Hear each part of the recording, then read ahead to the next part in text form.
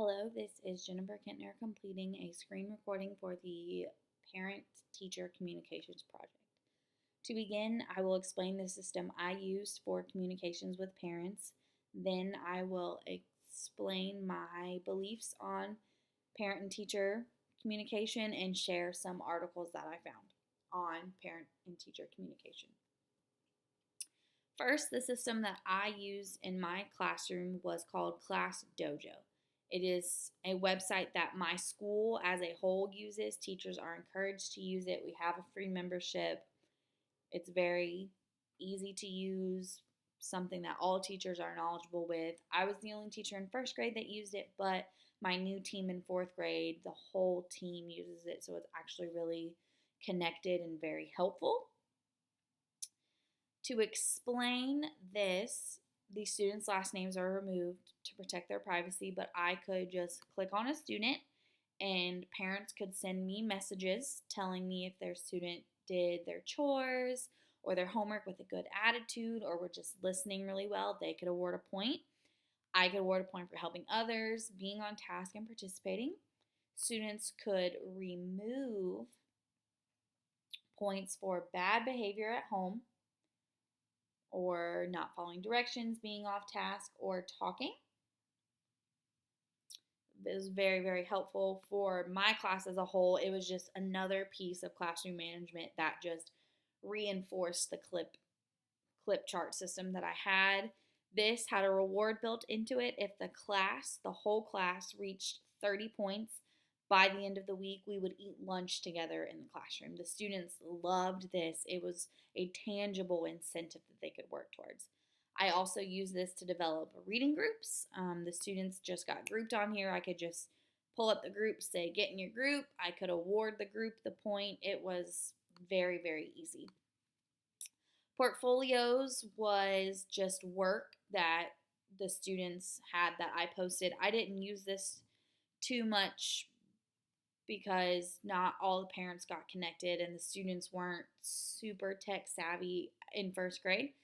Class story, this was how I communicated with the parents as a whole. I was able to send little reminders, little updates. I'm skipping past the pictures so you can't see the students, but it was very easy. For example, this one right here, the last week of school, we got out early on Friday instead of Wednesday, and it was just a quick reminder, hey, today's a full day. Don't get here at 12:25 to pick up your students, and it was a class party reminder. Few days before that, I was able to remind the parents, hey, I'm sending home extra supplies we didn't use. This is a picture of a reminder of our class party. Students can lose simple papers so easily, and this way I knew that all parents had access to this, whether their student brought it home or not. I could post pictures for fun activities we were doing in class, send home sweet reminders like Happy Mother's Day, all these things. It was super fun. This messages button, I'm not going to click on it because you would be able to see the student's last name and I want to protect their privacy, but I can show you on my demo class. It was just a way to individually communicate with the parent. I could click on here, type a little message up if the student was connected, and go from there.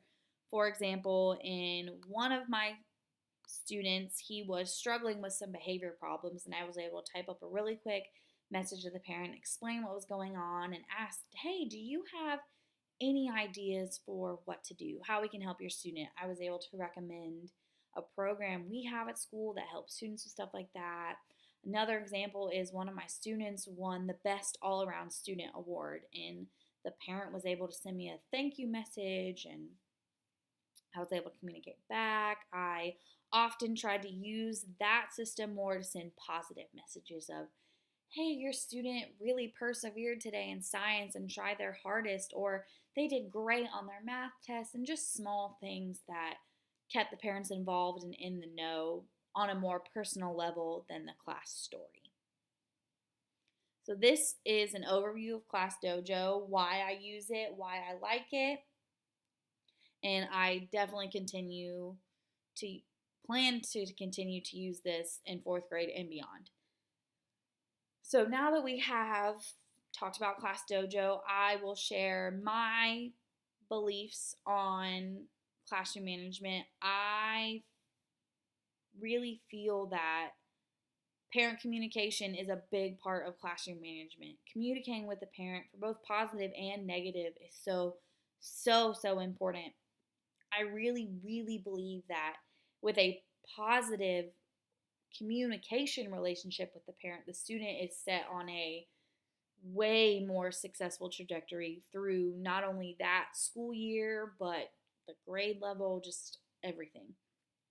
The first article that I would like to share that kind of aligns with my beliefs is one that was teacher and parent perceptions of communications. First, I would like to point out that this study was done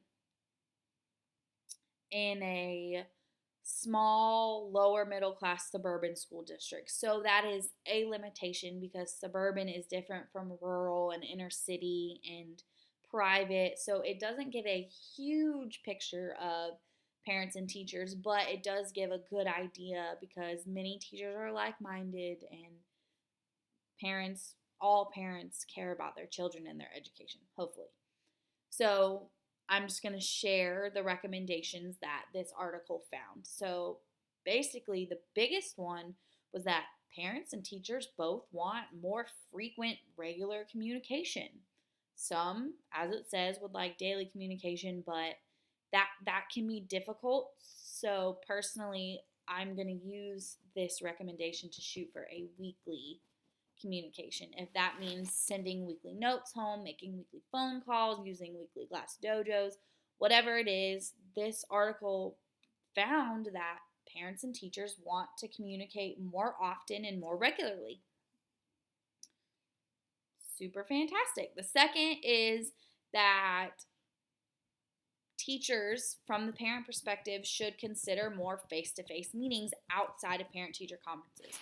We know that parent-teacher conferences happen once a year, but parents would like more of that. They feel that the connection is more genuine and more ideas can be shared, and that can be challenging for some teachers, but even if it's maybe one meeting a quarter, one meeting in 9 weeks, whatever it is, just to increase that level of communication. The third recommendation is find ways to involve parents in schools. If it's small activities, small events, big events, incorporate parents past the PTA level. For example, my school does a parent activity. In fourth grade, what that looks like is we take our electricity unit and the parents come in one day and they have to design, build, and test a circuit with their student. And it creates huge involvement, huge parent turnout. It reduces the stress of the setting so parents can interact with their students, see how the curriculum works, see what they're learning, ask questions about the curriculum. And it's a great way that parents feel involved. It opens the door for more communication and just turns out to be a really fun day. The final recommendation is to use clear terminology or clear definitions with parents.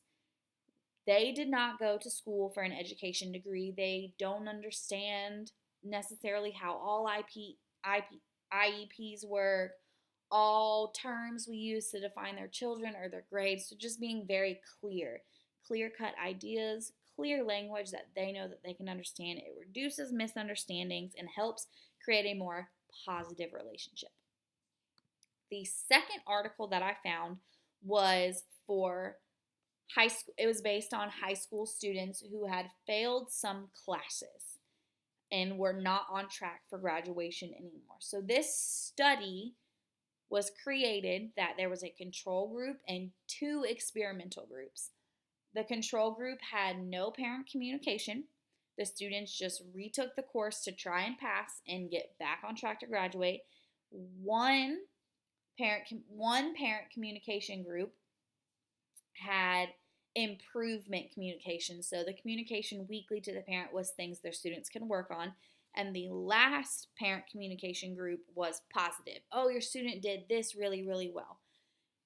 The conclusion to all of this was that communication with the parent created a 41% reduction in the amount of students who failed the classes. So 41% less students failed. That's a fantastic number. Just through even 2 different ways of communications, students were increasing their grades and getting back on track to graduate. So the study goes on to define that the parents who received improvement communication, their students performed better because it opened the door for the students and parents to have conversations. The parents then knew what their student was working on and knew what they needed to work on, and they could ask more specific questions instead of oh, well, what did you learn today? Most parents know, and I remember as a student being like, oh, I don't know. But with the teacher telling the parent, hey, we did this, this is how your student scored, this is what they can work on to improvement, the parent could ask specific questions and be more involved. Even on the improvement side, the students shared at the end that their parent did not ask specific questions, but was still asking more about their schoolwork and still staying involved. So overall, this just shows that no matter the type of communication, whether positive or improvement based, it improved their students' ability to perform well in school. And that just really aligned with what I believe, that creating that communication and working with the parent just skyrockets the student's ability to succeed and places an emphasis on getting them to their goals instead of telling them what they're doing wrong. So, in summary, I loved Class Dojo for communicating with my parents. It opened so many doors for me to share either how I thought the student was doing or how their parent thought maybe I could help improve their student, or if they liked what was going on, how they were doing in every subject. Overall, this just really shows the importance and value of parent and teacher relationships.